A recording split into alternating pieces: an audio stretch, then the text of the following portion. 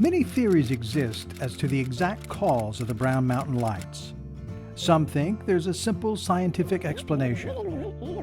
Others are more open to the paranormal possibilities. And some believe there's nothing there at all, but a trick of the light and the human imagination. One thing is certain: solid photographic evidence would be a key step in explaining what they are. So I thought, I've got the capability and can spend the time. I'm going to go try to capture the lights. Charles Braswell is a professional photographer with years of experience photographing things that end up in the sky. He spent more than 12 years investigating the lights. In fact, he spent so much time at the Overlook, some of his friends began to get a little worried. He was sitting on the side of 181 in the dark at all times of day and night. We were concerned sometime about his mental state. I started coming out to try to photograph the lights. I'd looked around to see if I could find any photographs that existed of the lights, and I was coming up empty. I just wasn't finding any. Did you come out and look for the lights first without your camera, or did you always have your camera with you? I always had the camera with me. I usually had a still camera and a video camera set up side by side, each on tripods. Years of dedication and a little luck came together for Charles on October the 15th, 2001, when he captured what has become one of the best-known photos of a Brown Mountain light.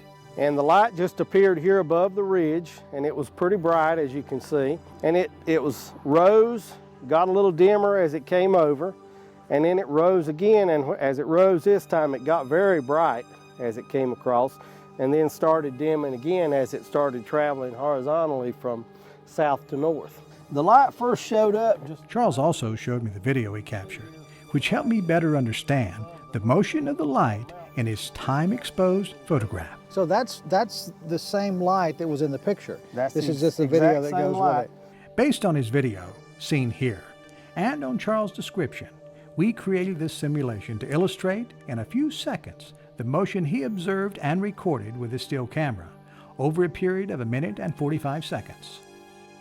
Yeah. Like I told you, the light was a round ball of light, but as it was photographed in the still picture on a timed exposure, it's going to actually paint a line of light everywhere where it travels.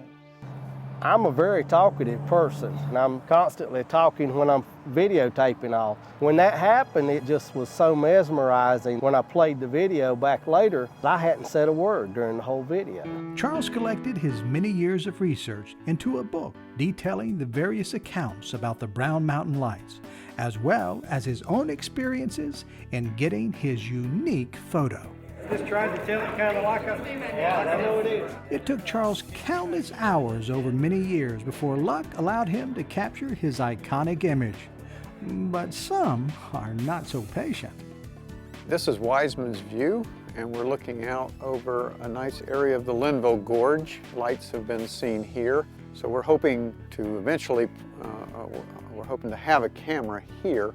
For years, Dr. Caton wanted to get cameras permanently installed where the lights are most often seen, including here at the Highway 181 Overlook. Now, with the installation of 2 repurposed cameras, with one overlooking the Brown Mountain site, he's starting to make some progress. The thing we want is a constant view of the mountain, and so it's impractical for us to stare out all night, so we've mounted camera 1, as we call it, up on the eave of the roof of this private residence. That has led to the first real imaging of Brown Mountain, sustained imaging ever. Dan's camera 1 points at the north end of Brown Mountain, imaging roughly the same area you can see from the 181 Overlook. Our cameras take a sequence of digital images, and so there are individual frames that you can look at online in real time. Then we take those frames the next day and we build them into a time-lapse video. And that's what we post on YouTube. And so you can watch the night unfold in several minutes. We look at that to discover any interesting lights. Dan and his team have also done extensive testing to rule out possible misidentifications. They've cataloged everything from ATVs and flashlights to military aircraft doing flyovers. Some of our group has hiked along the ridges. We've run ATVs, motorcycles, and hikers with various kinds of lights, and we've imaged those. So we know what aren't the lights now. What we want to do is correlate the real light signal with something, and we don't know what the something is. A lot of effort has gone into getting the project this far, but there's still much more to be done. To do proper scientific research takes money, and money for a project like this is hard to come by. We're hoping that crowdsourced funding will provide new equipment and maintenance. But there's more you can do to help. If in visiting the area you happen to catch sight of a truly unexplainable light, Dan would like to know about it, but he also needs to know more. If someone were to contact me about a reported light, I'm going to know the date, the time, what they remember about the weather, what did the light do, what color was it, and where you see the lights. Do you see them below the horizon, against the face of the mountain, or do you see them above the horizon or right on the horizon? All of those details are important. So pay attention and take careful notes the next time you visit the area around Brown Mountain. It's an unexplained phenomenon hidden right here in our own backyard. The still unsolved mystery of the Brown Mountain Lights. Will we ever know the truth behind them?